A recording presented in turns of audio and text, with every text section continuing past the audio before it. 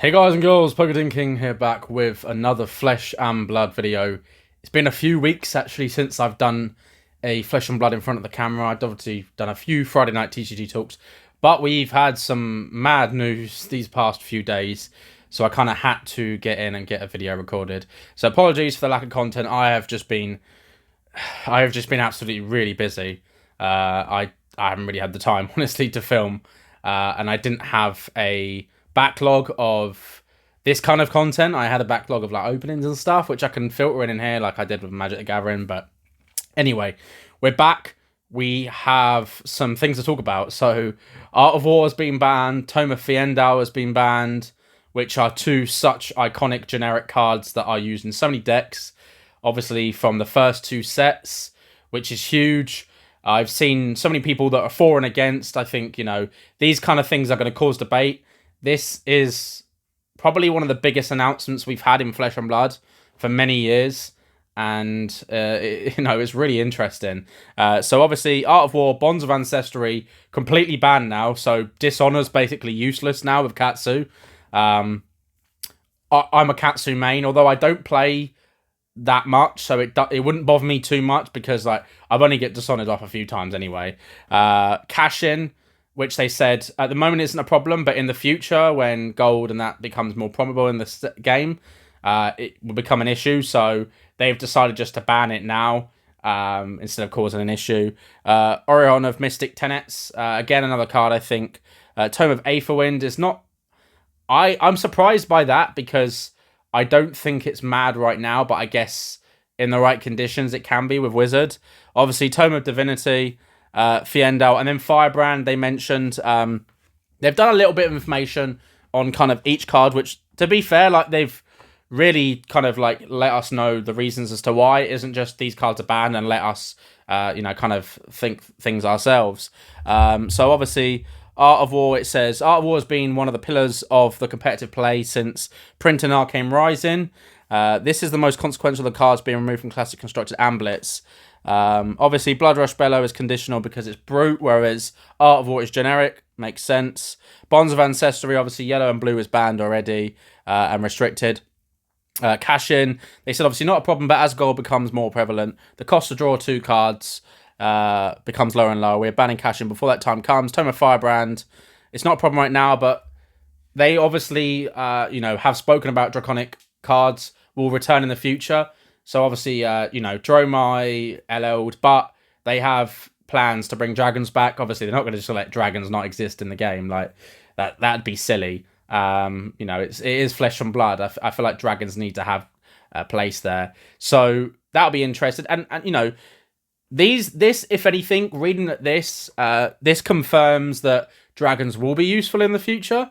So potentially might be a good time to buy Marvel Dragons. Like, they're cheap. I ironically say this after I just sold all my big dragons in 9.5s. But as, and this is something that I kind of want to talk a little bit about as well, is obviously the content that I make, I talk a lot about the market, and I, recommend things that, could be a good idea, things that, I see, and things that I, speculate on. Now, obviously I'm a collector. I barely play, but I am also, an online store. I'm a business, so I can't hold on to everything. So even though I sold the dragons, I still think they're a great pickup. And, if I could afford to hold on to everything and not sell anything, it would be great. But, as a business as well, kind of there needs to be lines drawn, and I can't hoard everything as much as I would love to hoard everything. But, that's one of the kind of things where, like, what I say and what I do are going to be very different, because I have the business interests at heart first, and that's my primary concern over being a collector. Now, obviously, I get to nitpick things that I get to keep back from buying collections and stuff, but, the dragons, I knew someone that really wanted them, and it just felt right. So, in the future, I might have to buy them back at more, and it goes against, what I say, but, it is what it is. But dragons could be a good pickup. And I think, a lot of people have been saying that for a while. I know Josh Redderman Gaming has been saying that for ages. He loves the dragons. I've got multiple play sets now of all of the Marvel dragons, like the non-big ones. And I have a raw copy of all the big ones, but they're not like gradable copies. So the Mystic Tenets obviously is a legendary. Being legendary is indicative of how we were thinking about the card draw when it was assigned back in early 2023. So this is another thing as well to talk about. One of the great things about Flesh and Blood is that the lore and the cards are designed very far in ahead. Almost a year in ahead with a lot of the cases of this. So when they're designing and playing these cards and playtesting them within, kind of the meta that's, relevant at the time, it makes sense that some cards will work and some cards will don't. And I'm a firm believer of LSS don't make any cards for the sake of it. And I think that every card that they do make has a reason for being made. So, it could be in the future that it's playable, but right now it's not. So you got to let it cook. And there might be some cards that they design that don't seem too powerful when they first design them. But the way the game changes, certain heroes might LL by the time the set actually comes out. And, they can't predict everything, right? And what we've seen with things like Zen, which has been absolutely mental. I mean, Zen's already hit LL and Blitz, which is ridiculous. The fastest hero to hit LL and Blitz, like, mad. So it makes sense that it's been buffed and stuff, because Zen is just... I know a lot of people that haven't been enjoying the meta recently because of Misfail. Zen's just been absolutely killing it, which is weird, because I remember... when I was at the, when the set first came out and I was at UK Games Expo and I did Zen in my draft and stuff and the Blitz decks and stuff. And everyone was talking about Enigma or everyone was talking about New.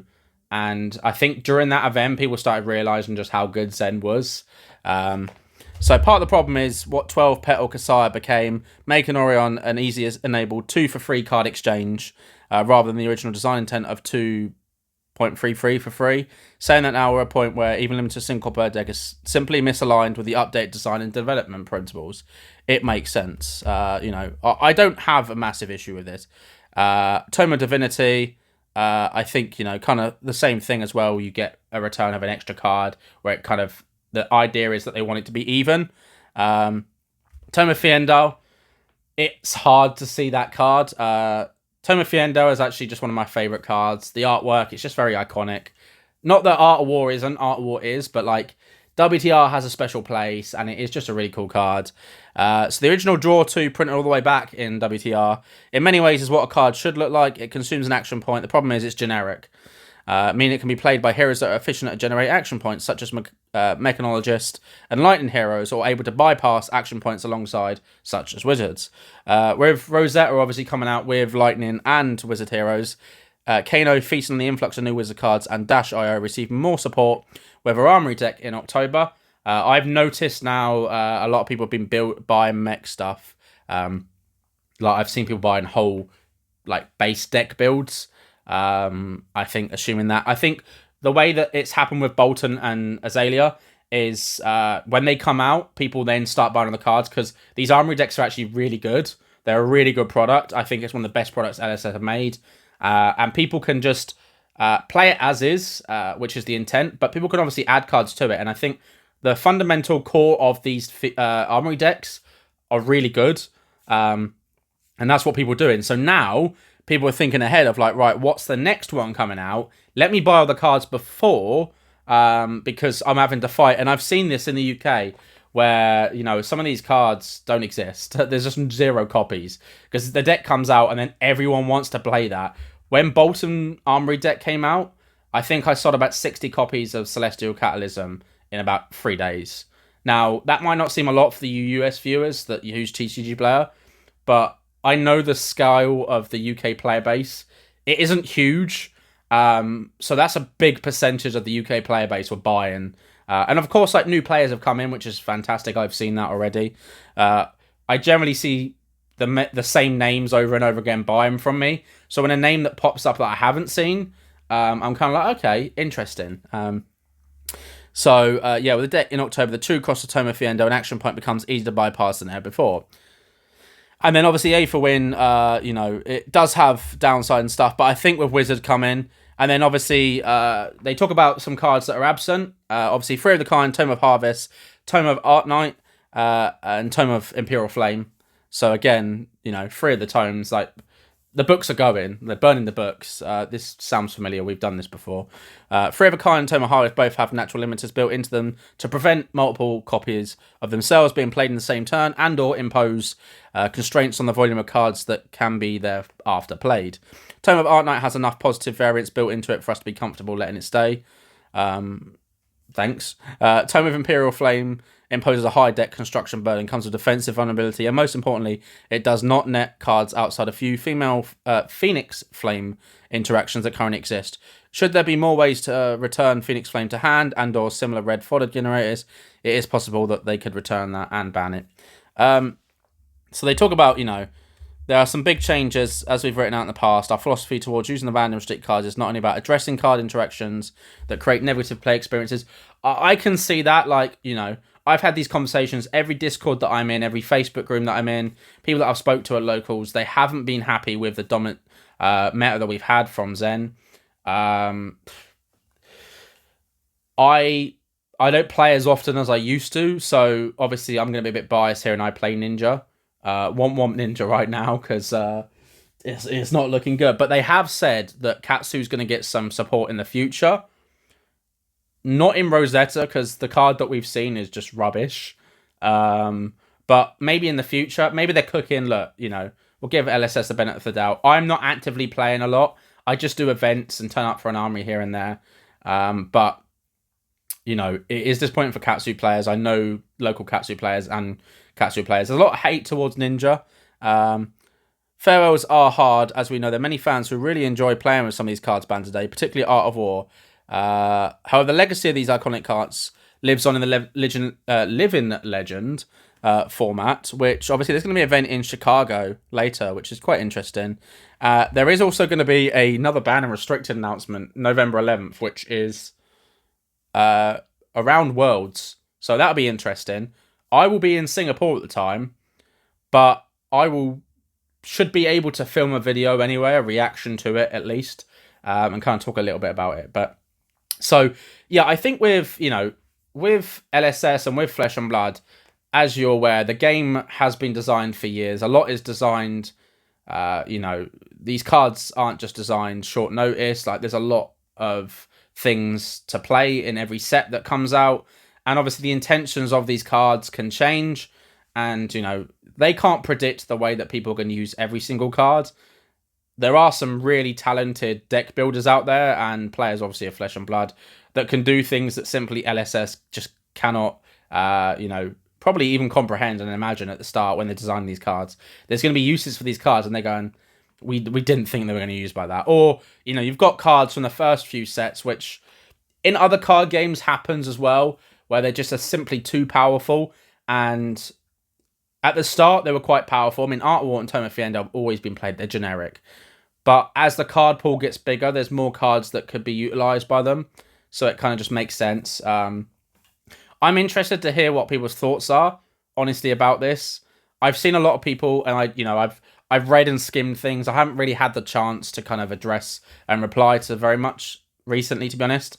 I've just been really busy with my part-time job and the business. August was a record month of sales for us. So not only for Flesh and Blood, but as a business. So that was a fantastic month. So thank you all that, have purchased me from Cardmarket, who purchased me through the website or Instagram or Facebook groups, Discord or whatever.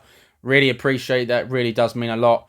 And to those that are YouTube members, you might be seeing this video a day early. I try to get out content now a day early for YouTube members. We currently have 5 members, or 6, I think. I appreciate all of you. It does mean a lot. There's some stuff that we're cooking with right now. You're going to see it soon, but I did get reached out by a very large company. So there's going to be some content to follow from that, which I'm really excited about. It's one of those pinch me moments that I didn't think was going to happen, but it did. So, people were obviously noticing my content, which is great. They emailed me, they reached out and invited me. So that will be happening in a couple of days, and then you'll see that content probably a few days afterwards, when I can edit and sort it out and stuff. And yeah, we've hit 6K subscribers on YouTube, which is just mad. If you've been following us, you remember when we were at 5,000, 4,000, 1,500, 100. It's been an amazing journey over these past few years making content on this channel for Flesh and Blood. And then before, as I've said before, I've been making content since I was 12. I've been reminded of that by someone today when they found some of my really old videos where I was squeaky. I was a kid making content on my bedroom floor. And to think where we've got now is absolutely just, it really is. I understand fully the weight of being able to do this. And it means an absolute lot. So thank you all for watching. Please comment, like, and subscribe. Hit the notification button. Become a member if you want to, or don't. And check out the Discord link in the description below. It's a lot of fun. There's a lot of great people in there. And as always, have a great day.